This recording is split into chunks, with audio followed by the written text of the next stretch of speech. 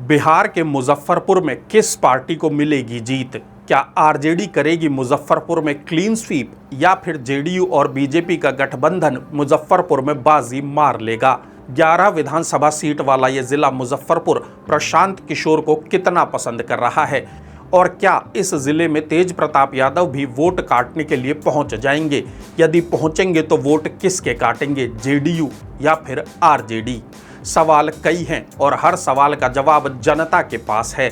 जनता के बीच green screen की team लगातार पहुंच रही है। मुजफ्फरपुर में रहने वाले करीब 3000 लोगों से हमारी टीम ने सीधी बात की।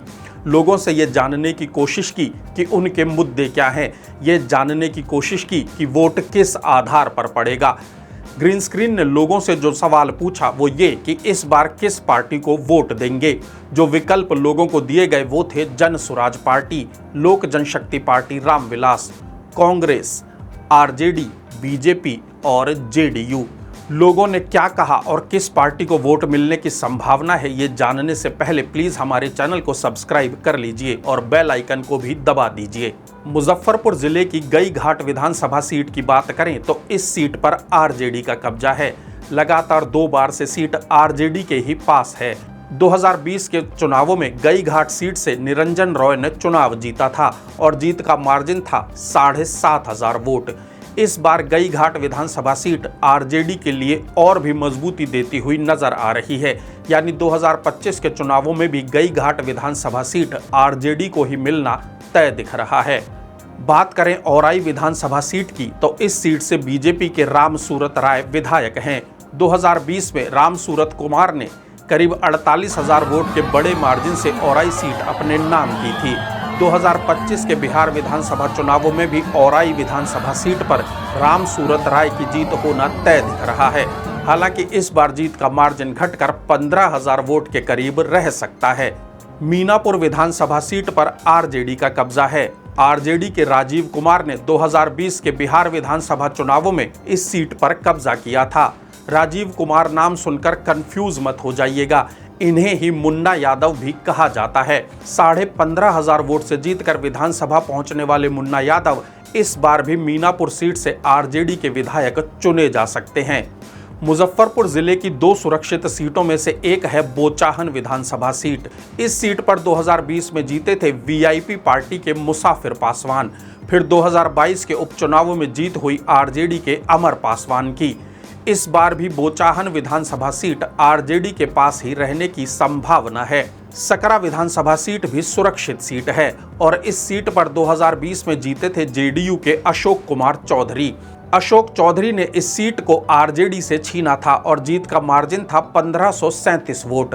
इस बार सकरा विधानसभा सीट फिर बदलाव देख रही है और बिहार विधानसभा चुनावों में सकरा सीट पर आरजेडी की जीत संभव है।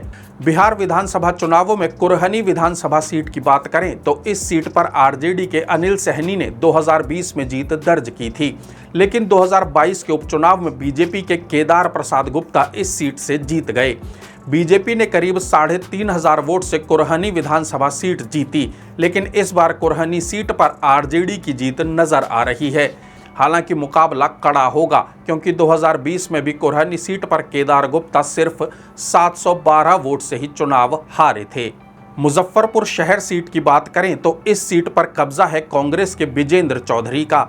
विजेंद्र चौधरी ने 6,300 वोट के अंतर से मुजफ्फरपुर शहर सीट को बीजेपी से छीन लिया था, लेकिन इस बार बाजी पलट सकती है।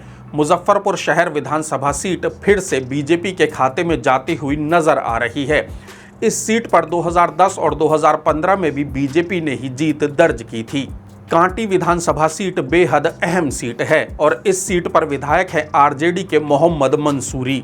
2005 और 2010 में सीट जेडीयू के पास थी। फिर 2015 में इस सीट पर अशोक कुमार चौधरी जीते थे। इस सीट पर जेडीयू या बीजेपी कहीं मुकाबले में नजर नहीं आ रही। कांटी विधानसभा सीट पर आरजेडी को आसान जीत मिलने की संभावना है और जीत का मार्जिन भी 20,000 से ज्यादा रह सकता है। बात करें बरूराज विधानसभा सीट की तो इस सीट पर कब्जा है बीजेपी के अरुण कुमार सिंह का। बीजेपी ने ये सीट आरजेडी से छीन ली थी और जीत का अंतर भी बेहद बड़ा था। बीजेपी को 43,500 से ज्यादा वोट से जीत मिली थी। माना जा रहा है कि बरूराज फिर बीजेपी के ही साथ जाएगा और इस सीट पर आरजेडी को जीत मिलती हुई नजर नहीं आ रही। पारो या पारू विधानसभा सीट की बात करें तो इस सीट पर बीजेपी के अशोक कुमार सिंह विधायक हैं। 2005 से ही ये सीट अशोक कुमार सिंह के पास है और 2020 में उनकी जीत का मार्जिन 14,500 वोट से ज्यादा था। पारो विधानसभा सीट पर 2025 के बिहार विधानसभा चुनावों में भी बीजेपी की ही जीत होती हुई नजर आ रही है। साहिबगंज विधानसभा सीट भी मुजफ्फरपुर जिले का ही हिस्सा है। इस सीट पर 2020 में वीआईपी पार्टी के राजू कुमार सिंह ने जीत दर्ज की थी। हालांकि बाद में वो बीजेपी में शामिल हो गए। 2025 के बिहार विधानसभा चुनावों में साहिबगंज सीट बीजेपी के हाथ से निकल सकती है और इस सीट पर आरजेडी की जीत होने की संभावना नजर आ रही है। 2020 के चुनावों में मुजफ्फरपुर जिले की 4 सीट ही सीधे तौर पर आरजेडी के पास थीं, जबकि बीजेपी के पास 3 और जेडीयू के पास 1 सीट थी। 1 सीट पर कांग्रेस ने जीत दर्ज की थी। 2025 के बिहार विधानसभा चुनावों में आरजेडी और कांग्रेस को 6 से ज्यादा सीट मिल सकती हैं, जबकि एनडीए मुजफ्फरपुर में 4 या 5 सीट पर रुक सकता है। वैसे मुजफ्फरपुर शहर सीट पर जनसुराज पार्टी को भी 5,000 से ज्यादा वोट मिलने की संभावना है। बिहार चुनाव से जुड़े सवाल या फिर अपने सुझाव देने के लिए हमें कमेंट बॉक्स में ज़रूर लिखें। वीडियो को लाइक और शेयर करें और ग्रीन स्क्रीन चैनल को सब्सक्राइब भी करना ना भूलें।